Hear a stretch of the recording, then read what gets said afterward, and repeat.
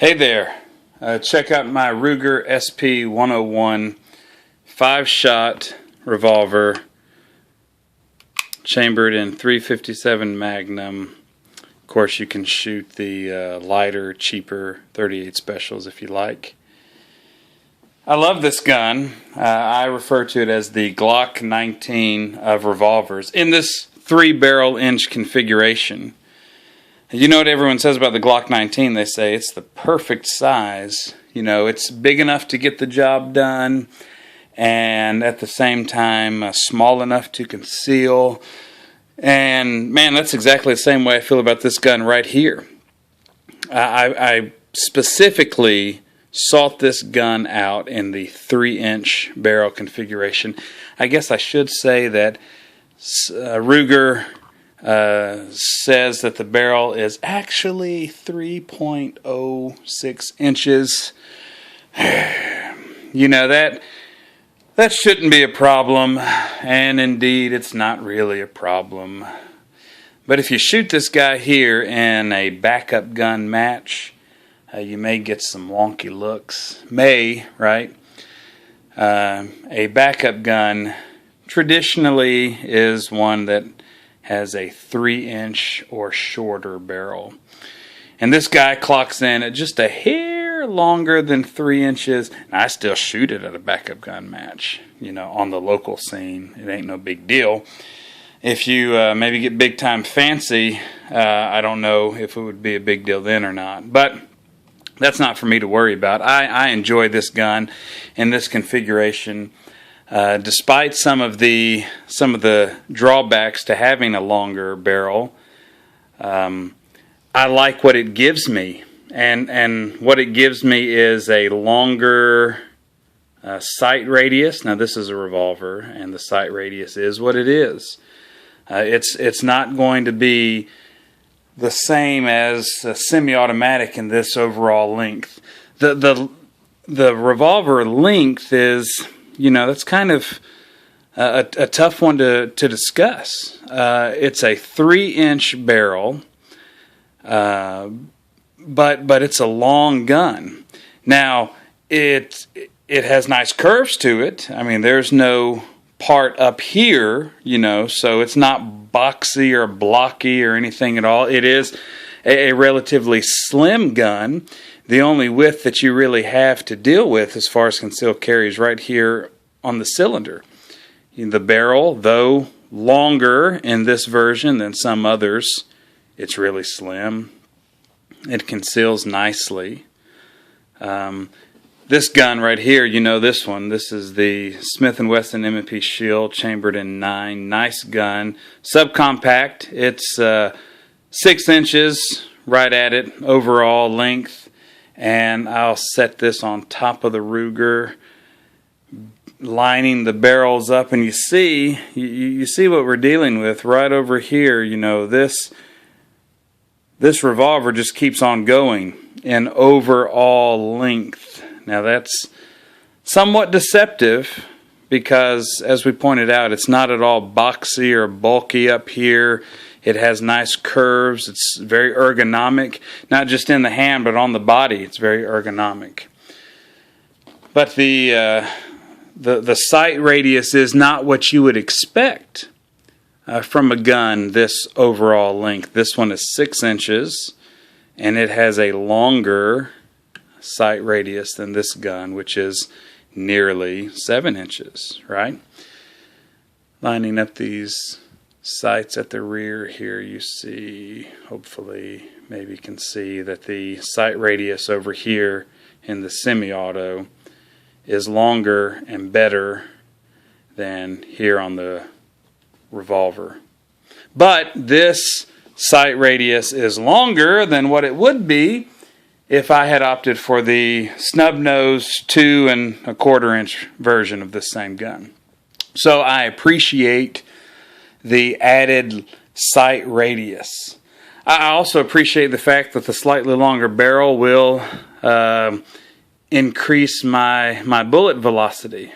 That's a good thing. And the longer barrel, in my opinion now, does not make this gun any less concealable. if you hate it, you hate it, and you're certainly not going to like it. But if you are used to carrying an all-steel revolver that's 2 1/4, 2.5 inches, I don't believe you will notice the extra barrel length.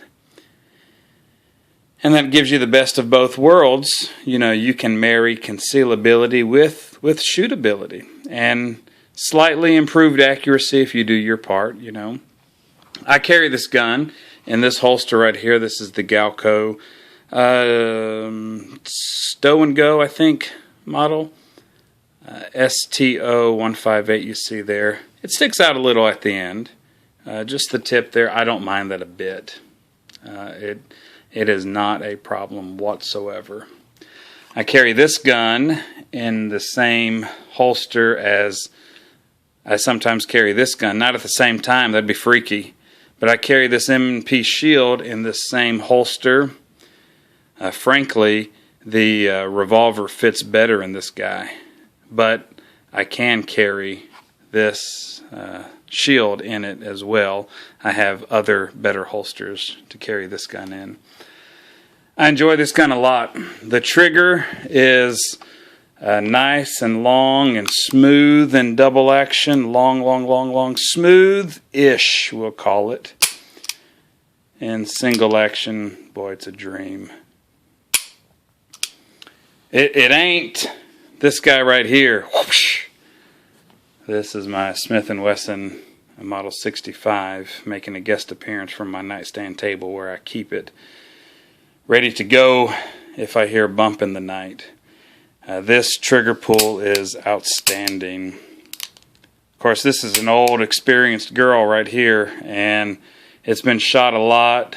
It's broken in and is very smooth. This, by comparison, has been shot much less, and probably could still stand to be broken in. But I like the gun, and I think you will too. If you're into revolvers, if you're into all-steel revolvers, this is not a light guy right here. It's not a Smith & Wesson Airweight. It's not one of Ruger's polymer revolvers. This is all steel, and with the longer barrel, sure, it adds weight. I mean, it would be impossible for it not to. None of that makes it less carryable in my book. It has all of the advantages of a revolver, heralded reliability, easy manual of arms. You pull the trigger and it goes bang. And you have the option of lightening that trigger considerably if you're in a situation where you're able to cock that hammer. You carry this loaded, ready to go. And one of these speed strips or one of these, this is a Safariland speed loader. I prefer this to some of the other models that actually have you in there twisting the knob to get the bullets out. I'll be careful here. This is live ammunition. But you line it up and just press. And the bullets insert. So you could carry this thing loaded, one or two of these guys in your pocket, one or two of these guys in your pocket. You're ready, man. And you have a lovely gun. In this 3-inch barrel configuration, it carries nice. It's heavy. You're going to know it's there. But when you shoot it, you're also going to know it too. You're going to appreciate the heft that it has and how it can manage that recoil nicely. In my experience, I enjoy shooting this revolver. Snub-nose revolvers are, generally speaking, hard and not super fun to shoot. They have a lot of recoil to them, especially in a lighter frame like aluminum or polymer. They're difficult to shoot accurately, especially when the barrel is 2, 2 1/4, 1 1/8 inch.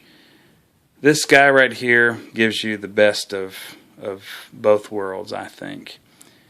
It's big enough to get the job done, big enough to enjoy shooting, and it's also easy enough, given its features, easy enough to be concealed. You have a long barrel, sure, but it's slim.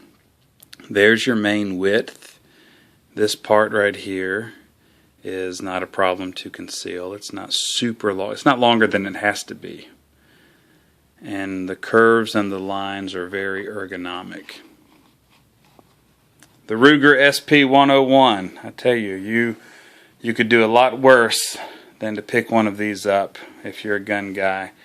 This will treat you well, and I enjoy having it in my collection, and maybe you can find a place for it in yours. Take care. Be safe out there.